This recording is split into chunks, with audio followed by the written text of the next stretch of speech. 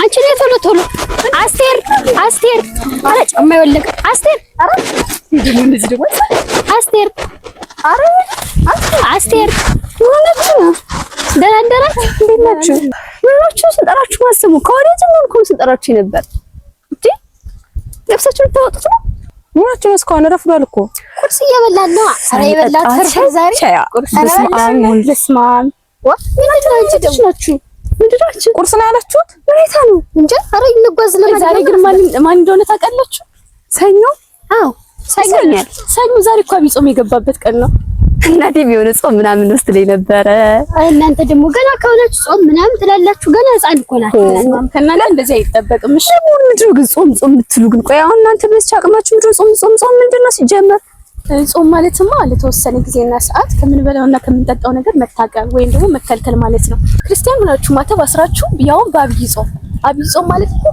ከአጽዋማት ሁሉ ታላቁ ነው ጌታችን ኢየሱስ ክርስቶስ የጾመው ጾም ያውም ደግሞ የምንጾመው ከምግብ ከመጠጥ ብቻ አይደለም ደግሞ ሌላ ከምልታጾም የምንጾመውም አይናችን ክፉ ከማየት ጆሮአችን ክፉ ከመስማት እግራችን ወደ አላስፈላጊ ቦታዎች ከመሄድ እጃችንም ከመስረቅ ሌሎች ነገሮችን ከማድረግ መታቀብ ወይም ደግሞ መከልከል አለበት ማለት ነው ጾሙንም ጾም የሚያሰየው እነዚህ ነገሮች ህዋሳቶቻችን በሙሉ ተሰብስበው ይህንን ነገር ማድረግ ሲችሉ ነው እንጂ ከምግብ ከመጠጥ ብቻ መከልከል ጾም አያሰኝም መጾም አያሰኝም ቆይ ሁሉ ነገር ምን አደርገው ግን ምን ለማግኘት እንደሆነ አልገባኝም ይኸውላችሁ ጾም የምንጾመው ፈቃደ ስጋችንን ለፈቃደ ነፍሳችን ለማስገዛት ኃጢያታችንን ለኃጢያት ለማራቅና እንዲሁም ዋናው ዓላማ ደግሞ መንግስተ ሰማያትን ለመውረስ ለዚህ ደግሞ ዋነኛው መሳሪያ ጾም አንዱ ጾም ነው ስለዚህ ጾምን መጾም አለብን እንዲሁም ደግሞ ለነፍሳችን ብቻ ሳይሆን ለስጋችንም ጥቅም አለው ጾም አላስፈላጊ ግዝፈት እንዳይኖርና የተለያዩ በሽታዎችን ደግሞ ይከላከልልናል ማለት ነው ነው ይሁን እስኪ እኔ ምንሽ ግን አስቴር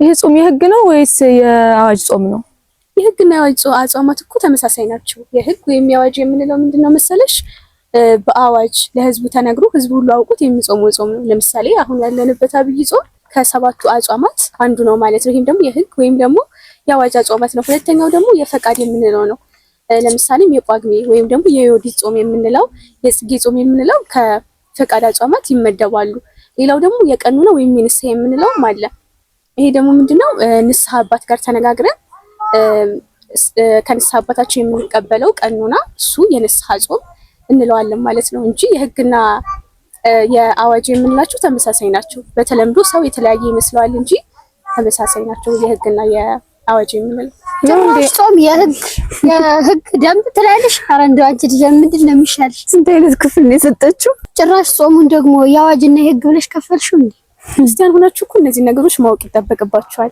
የተረፈውን ደግሞ ሌላ ቀን ተገናኝተን በሰፊው ነው ኧረ ሰዓቱ ረፍዷል እባካችሁ ትምህርቱ ተረስቶ ነው እንዴ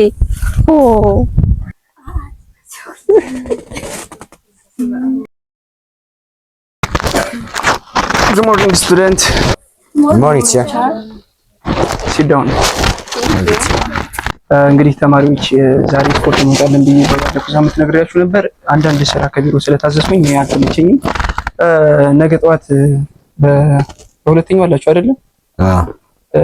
ቀለል ያለ ምግብ በልታችሁ ነውና ወደ ሜዳ እንወጣለን ማለት ነው። አልኳችሁ ቀለል ያለ ምግብ በልታችሁ መምጣት አለባችሁ። ጾም ነው ምናምን ብላችሁ እዛ ስፖርት ላይ እንዴ ተሰክሩ ማየት ስደክሙ ማየት አልፈልግም። እሺ ሁላችሁም ፍርቃችሁን አሟልታችሁ መምጣት አለባችሁ። ተናግሬያለሁ። እሺ ይቅርታ አድርግልኝና መምህር ነገ ጾም ነው። እኛ ክርስቲያኖች ስለሆነ መጾም አለብን። ስለዚህ ሳንበላ መምጣት አልችልም። ግን ምን መሰለህ አናንያ እንደምታውቀው ስፖርት ያደክማል አይደለ? ስፖርት ሰርተን የተመጣጠነ ምግብ መመገብ እንዳለብን ታውቃለህ። ስፖርት ሰርተን ሰውነታችን ሊዳብር ጠንካራ ሊሆን የሚችል የተመጣጠኑ ምግቦችን ስንመገብ ነው። እንደውም በተቻለን አቅም እንደ ሀገር ላይ ስላለን ነው እንጂ ስጋ ነክ ነገሮችን ብንበላ በጣም የተመጣጠነ ነበር። ነገር ግን እንደ ሀገራችን መጠን በተቻለን አቅም ጠዋት አንድ ጊዜ፣ ምሳ ሰዓት አንድ ጊዜ፣ ቢያንስ በቀን ውስጥ 4 ጊዜ ብትመገቡ ጥሩ ነው። ገብቷል አይደል? ለዛ ነው እኔ ይሄንን ሐሳብ ያመጣሁት እንጂ እኔ ከክርስቲያንነት አንፃር ምናምን ነገር አይደለም። እኔ በጾም ምንም እንትን ልትሉ አትችልም። ግን እኔ እዛ ስፖርት ሳሰራ ወጥተህ አጉል የድካም ስሜት እንድታሳየኝም አልፈልግም። እና ደግሞ ሌላ ምን አለ መሰለህ አውሮፓውያንን ተመልከታችሁ ምን ያህል በቴክኖሎጂም ሆነ በሁሉ ነገር ከኛ ርቀው እንደሄዱ ማለት ነው። ገብቷል አይደለ? ይሄ የሆነበት ምክንያት የአመጋገብ ስርዓታቸው አንደኛ በጣም ወሳኝነት አለው። የአመጋገብ ስርዓታቸውን አይተህ ከሆነ ጠዋት ቀለል ያለ ምግብ ነው የሚመገቡ። ምሳ ሰዓትም ተመሳሳይ ነገር አይመገቡም። ገብቷል አይደለ? ጠዋት የተመገቡትን ምግብ ከሰዓት ላይ አይደግሙትም። ከሰዓት የተመገቡትን ምግብ ደግሞ ማታ ላይ አይደግሙትም። በዛ ላይ ደግሞ ምን አለ መሰለህ ጠዋት የሆነ ቁርስ ከበሉ በኋላ ከዛ የተለየ ለራሱ መጠጣቸውን ተመልከት። እንደኛ ይሄ ዝም ብሎ ከወንዝ የተቀደመ መስሎ ውሃ ብቻ አይደለም የሚጠጡ። ገብቷል አይደለ? በሁሉም ነገር አእምሯችን እንዳይቀጭጭ መመገብ ግዴታ ነው። ገብቷል? እኔ ለዛ ነው እንጂ ሌላ ነገር አይደለም። ይቅርታ አድርግልኝና መምህር፣ አውሮፓውያን አንደኛ የሰለጠኑት በእኛ በአባቶቻችን መጽሐፍ ነው። ሲቀጥል ደግሞ አእምሮ መቀጨጭ ያልከው ደግሞ አባቶቻችን ሊቃውንት አሁንም ያሉትም ያለፉትም ያን ሁላ መጽሐፍ በአእምሯቸው የያዙት እኮ ጾም እየጾሙ ነው እንጂ በምግብ በመብላት አይደለም። በመጽሐፍ ቅዱስ የተጻፉ ብዙ ሊቃውንትና ብዙ ታላላቅ ሰዎች አሉ። አሁን ለምሳሌ በብሉይ ኪዳን ብንመለከት አራቱ አበይት ነቢያት እዝራን ብዙ አሉ። አሁን እንደዚህ ጾም ጾመው ሱባኤ ገብተው ብዙ ነገር ያገኙ አሁን ዕውቀት ተገልጾላቸዋል። አሁን ለምሳሌ አራቱ አበይት ነቢያት ማለትም ሰለስቱ ደቂቅና ነብዩ ዳንኤል ማለት ነው። አሁን የነሱን በምንመለከትበት ጊዜ ብዙ ነገር አለ። አሁን የነሱ የተደረገላቸው አሁን እነሱ ለምሳሌ ውሃና ቆሎ ብቻ እየበሉ ነበር እና ዕውቀትም ተገልጾላቸዋል። ሲቀጥል ደግሞ ከሌሎች ተማሪዎች ተለይተው ወፍረዋል። እነዛ ስጋ ከሚበሉት ወይን ከሚጠጡት ከተድላ ስጋ ከሚያደርጉት ከነሱ በተለየ መልኩ ማለት ነው። በዛ ላይ ደግሞ በንጉሱ ፊት ግርማ ሞገስን አግኝተዋል። ምክንያቱም እነሱ በጾም በጸሎትን ተግተው ቆይተዋል።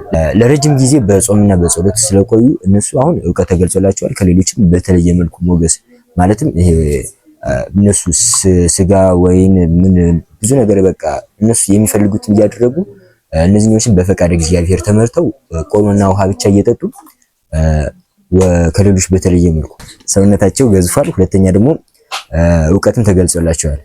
እኔም የሚጨምረው አለኝ መምህር። የምንጾመው እኮ ሲጀምር ያለ ምክንያት ወይም ደግሞ ያለ ምሳሌ አይደለም።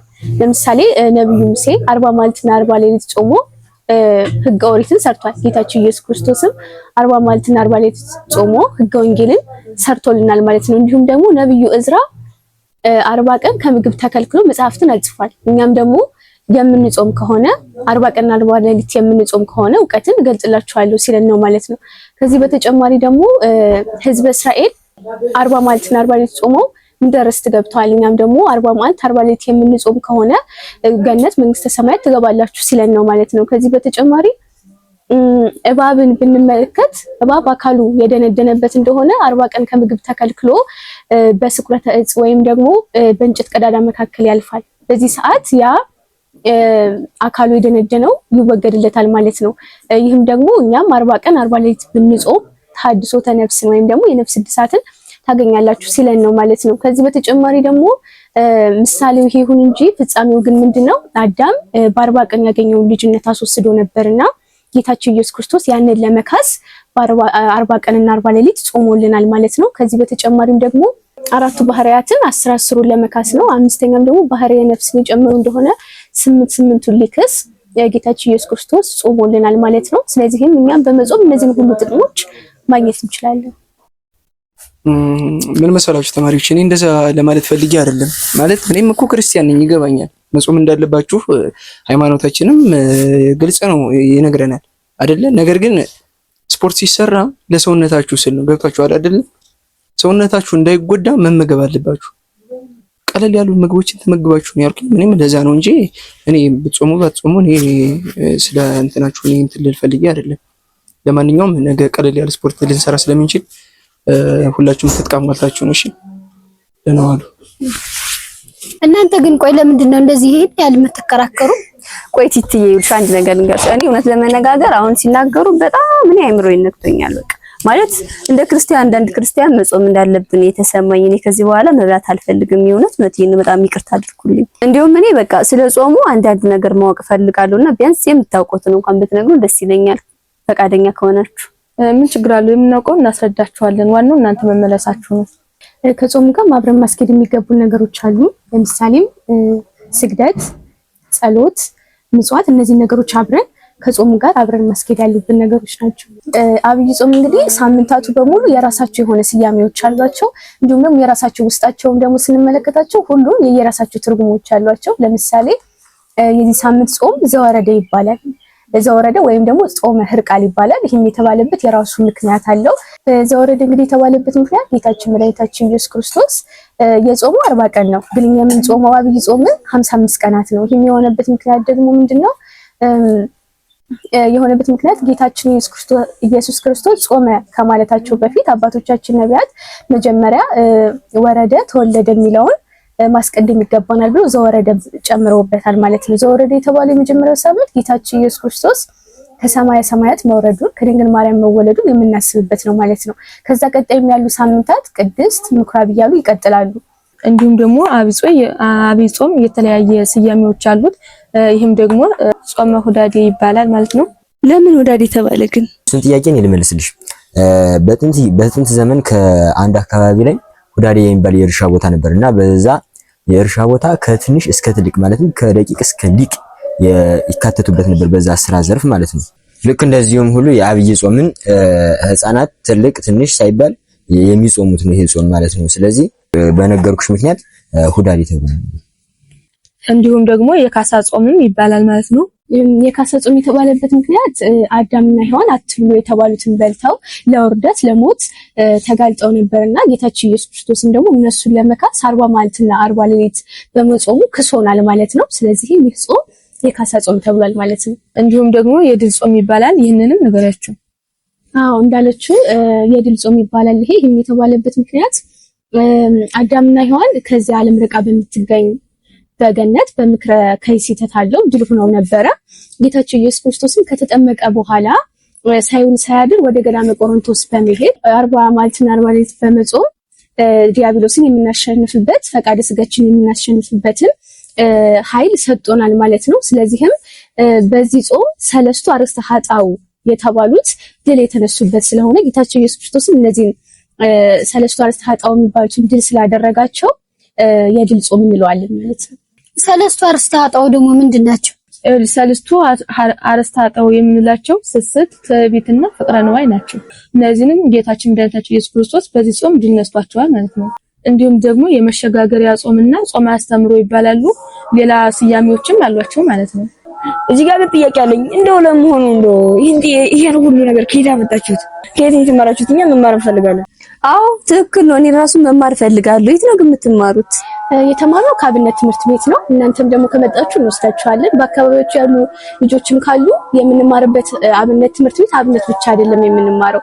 እንደነገርኳችሁ አሁን ያልናችሁም እኔም ጓደኞቼም የነገርናችሁ ነገር በሙሉ አብነት ትምህርት ቤት መምህራችን የቤት ስራ እየሰጡን የምንሰራው ነው እና አብነት ትምህርት ቤት ብትገቡ አብነት ብቻ ሳይሆን ትምህርትም የተለያዩ ሃይማኖታዊ ትምህርቶችን ስለምትማሩ እውቀትን ከህይወት ጋር አብሮ የሚያስኬድ አብነት ትምህርት ቤት ነው። ስለዚህ ሁላችሁ ተቻላችሁ እዚህ መጣችሁ ገብታችሁ ብትማሩ በጣም ጥሩ ነው። ከዚህ በተጨማሪም ደግሞ ቅዱሳት መጽሐፍትን የተለያዩ መጽሐፍቶችን ብትመለከቱ ብዙ እውቀቶችን ማግኘት ትችላላችሁ። ግን ለዚህ ሁሉ ምንጩ ደግሞ አብነት ትምህርት ቤትን ማወቅ ነው። ስለዚህም አብነት ትምህርት ቤት ብትማሩ መልካም ነው። እሺ እውነት እናመሰግናለን። እግዚአብሔር ይስጥልን። ኧረ ችግር የለውም። እኛ እኮ የምናውቀውን ነገር ነው የነገርናችሁ። ከዚህ በተጨማሪ ደግሞ እንደነገርኳችሁ አብነት ብትገቡ የተለያዩ እውቀቶችን ታገኛላችሁ። Good morning, students. Sit down. እሺ ትናንትና ስላወራኋችሁ ነገር አንዳንድ ነገር ማለት ፈልጌ ነበረ። ያው ማለት ትናንትና እኔ እንደ ግዴታ ያደረኩባችሁ መሰለኝ። ያው መጾም ትችላላችሁ። እኔ እንደውነቱ ልከለክላችሁ ፈልጌም አልነበረም መጀመሪያውንም። ነገር ግን ያው አንድ ቦታ ደርሼ ከመጣሁ በኋላ እኔም የተገነዘብኩት ነገር አለ። በጣም ይቅርታ። ያው እኔ እናንተን ለማስገደድ ፈልጌ አይደለም። ያው ግን እኔ ስፖርት ሲሰሩ ስፖርት ላይ የሚደረጉ ጫናዎች አሉ። ከበድ ያሉ ስፖርቶችን ልሰሩ ስለምትችሉ ለእናንተ ለሰውነታችሁ የሚስማማችሁን ነገር እንዲስማማችሁ ሰውነታችሁ ጠንካራ እንዲሆን በሚል ነበረ።